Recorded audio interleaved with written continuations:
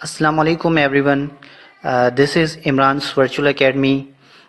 Me Mohammad Hassan Chauhan, your science teacher. Dear candidates, आज हम science का एक और इम्पोर्टेंट टॉपिक कवर करने वाले हैं और वो टॉपिक है इक्लिप्सिस। इक्लिप्सिस का मतलब होता है कि गिरहन, इसका मतलब होता है गिरहन, यानी कि किसी चांद ग्रहण और सूरज ग्रहण जो होता है वो कैसे होता है, इस प्रोसेस को हम समझेंगे। इस टॉपिक में से बहुत सारे क्वेश्चंस जो है वो प्रीवियस एग्जाम में पूछे गए हैं, तो उनको हम मद्देनज़र रखते हुए इन क्वेश्चंस को हम कवर करेंगे, इस टॉपिक को हम कवर करेंगे। तो एक्लिप्सिस जो है वो दो तरह के होते हैं, एक होता है लूनर इक्लिप्स और दूसरा होता है सोलर इक्लिप्स। लूनर इक्लिप्स दरअसल हम कहते हैं चांद ग्रहण को। मैं यहाँ पे लिख देता हूँ चांद ग्रहण। जब चांद ग्रहण होता है तो इसको हम कहते हैं लूनर इक्लिप्सिस। लूनर जो वर्ड है वो चांद के लिए इस्तेमाल होता है। पहले इसकी हम थ्योरी पढ़ते हैं, फिर मैं इसकी डायग्राम भी एक्सप्लेन करता हूँ। सबसे पहले कि लूनर इक्लिप्स जो है वो occurs only on full moon day. जो लूनर इक्लिप्स है वो कब होता है, वो फुल मून डेज में होता है।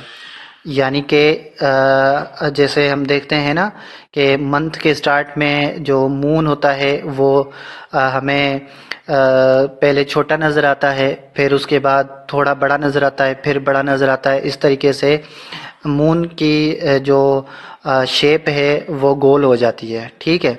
तो लूनर इक्लिप्स जो है वो फुल मून डेज में होती है, ठीक है। अच्छा, उसके बाद ये क्यों होती है? ये इसलिए होती है कि when earth comes between sun and moon. जब हमारी अर्थ जो है वो सन यानी कि सूरज और मून यानी कि चांद के बीच में आ जाती है। यहाँ पर देखें डायग्राम में, तो ये हमारा सन है, ठीक है, ये हमारा मून है, ठीक है। अच्छा, अब जैसे ही अर्थ सन और मून के बीच में आ जाती है तो फिर ये यहाँ पे चांद ग्रहण जो है वो हो जाता है, ठीक है। थर्ड पॉइंट पढ़ते हैं कि does not occur on every full moon day. यानी कि ये लूनर इक्लिप्स जो है वो हर फुल मून डे पे नहीं होता है, ये कभी कभार होता है, ठीक है। अच्छा, the plane of the moon's orbit is tilted 5% with respect to earth. यानी कि जो मून का ऑर्बिट है वो अर्थ से 5% जो है वो होता है, क्योंकि जो मून है वो अर्थ के चारों तरफ घूमता है, ठीक है। तो ये ऐसे नहीं घूमता है, ये कैसे घूमता है, ये इस शेप में घूमता है, यानी कि ऐसे ऐसे घूमता है, ठीक है। तो इसलिए हम इसको इंक्लाइनेशन बोलते हैं, ओके। अच्छा, can last up to 40 minutes. यानी कि जो लूनर इक्लिप्स जो है वो कितने मिनट तक हो सकता है, इसका मैक्सिमम टाइम क्या है, वो 40 मिनट तक होता है, ठीक है। Does not become completely dark but becomes reddish. अच्छा, जब चांद ग्रहण होता है तो अर्थ जो है वो सूरज और चांद के बीच में आ जाता है, तो जो चांद है वो मुकम्मल जो है वो ब्लैक नहीं हो जाता है, ठीक है। डज नॉट बिकम डार्क, ये डार्क नहीं, मुकम्मल डार्क नहीं हो जाता, बल्कि ये जो इसके बॉर्डर्स है ना, यहाँ पे इस साइड पे, यहाँ से ये जो है ना वो रेडिश हो जाता है। क्यों? क्योंकि जो सूरज की रोशनी है वो जब अर्थ से क्रॉस करके इसके अच्छा, एक बात याद रखनी है कि चांद की अपनी कोई भी जो है वो रोशनी नहीं है। ये जो चमकता है वो किसकी वजह से चमकता है? सूरज की वजह से चमकता है, ठीक है, इसकी रोशनी की वजह से चमकता है। तो जब अर्थ इनके बीच में आ जाती है तो जैसे ही लाइट यहाँ पे अर्थ से क्रॉस करके इसके बॉर्डर्स पर पड़ती है तो इस बॉर्डर्स पर जो शेड पड़ता है वो रेड कलर का होता है, ठीक है। तो इसलिए हमें ये रेडिश रेडिश नज़र आता है और ये बिल्कुल ब्लैक नहीं हो जाता, ठीक है। अच्छा, अगर चाँद की अपनी रोशनी होती तो फिर ग्रहण भी अगर हो जाता तो भी ये जो है वो वाइट ही हमें नज़र आता, क्योंकि चाँद जो है वो रॉकी मटेरियल से मिलकर बना हुआ है तो इसकी अपनी कोई रोशनी नहीं होती है। ये भी एक्स्ट्रा पॉइंट आप याद रख लें कि moon has not its own light, चाँद की कोई भी अपनी लाइट नहीं होती है, ठीक है। अच्छा, ये हमने क्लियर कर लिया कि does not become completely dark but becomes reddish. अच्छा, ठीक है। Red is a least scattered colour. अच्छा, ये रेडिश क्यों होता है? क्योंकि जब हम कलर्स की फ्रीक्वेंसी को पढ़ते हैं तो उनमें से जो रेड कलर है ना, रेड की ऐसी फ्रीक्वेंसी है जो कि कम से कम फैलता है, लीस्ट स्केटर्ड कलर है, ठीक है। जो इसके ऊपर रुक जाती है, जो रोशनी इसके ऊपर आके रुक जाती है वो रेड होती है, ठीक है। रेड जो कलर है वो लीस्ट स्केटर्ड कलर है, ठीक है। तो ये हो गया हमारा लूनर इक्लिप्स। भाई लूनर इक्लिप्स कब होता है, यानी कि चांद ग्रहण कब होता है? ये जो है फुल मून डेज में होता है। और ये कब होता है? जब अर्थ जो है वो सूरज और चांद के बीच में आ जाती है तो फिर ये जो है चांद ग्रहण होता है, ठीक है। और इसमें ये the plane of the moon's orbit is tilted 5% with respect to earth, यानी कि इसकी मूवमेंट जो है वो कुछ इस तरीके से होती है, ठीक है। ये बिल्कुल ऐसे नहीं घूमता है, ठीक है। अच्छा, तो इसकी टाइमिंग क्या होती है? 40 मिनट तक जो है इसकी ज़्यादा से ज़्यादा टाइमिंग होती है, ठीक है।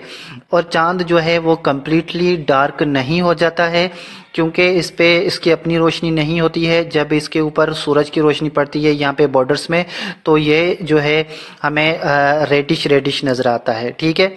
और रेड कलर की फ्रीक्वेंसी को हमने पढ़ लिया कि रेड जो है वो लीस्ट स्केडर्ड कलर है, इसी वजह से चांद जो है वो रेडिश नज़र आता है। तो ये चांद ग्रहण को हमने देख लिया।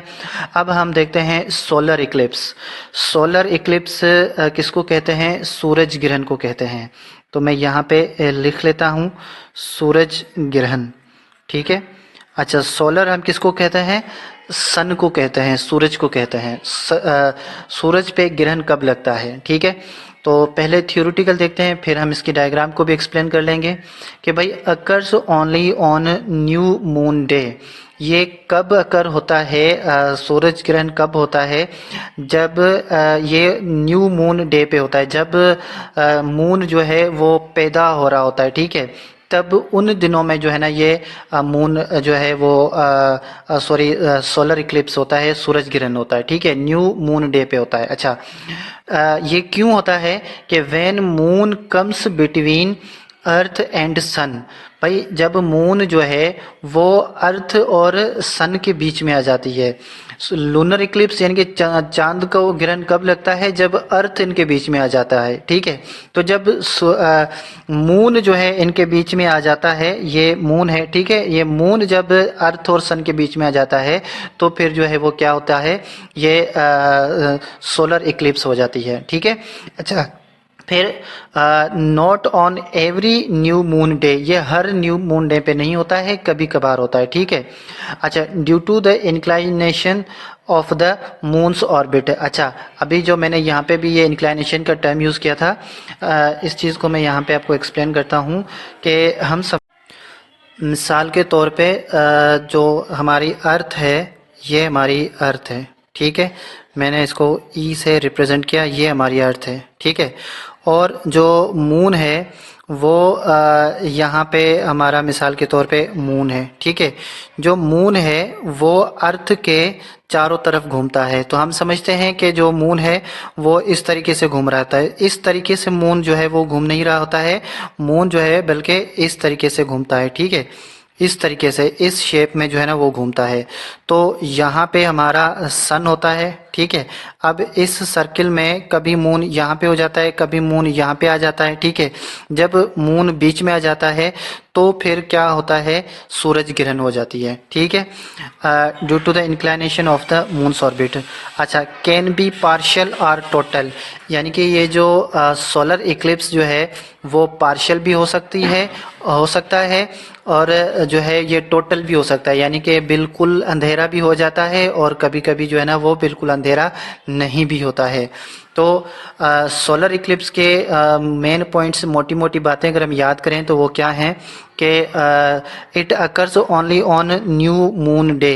सवाल पूछा जा सकता है कि सोलर इक्लिप्स जो है वो कौन से दिनों में जो है वो अकर होता है, या फिर होने के चांसेस होते हैं, तो न्यू मून डे में होते हैं, ठीक है।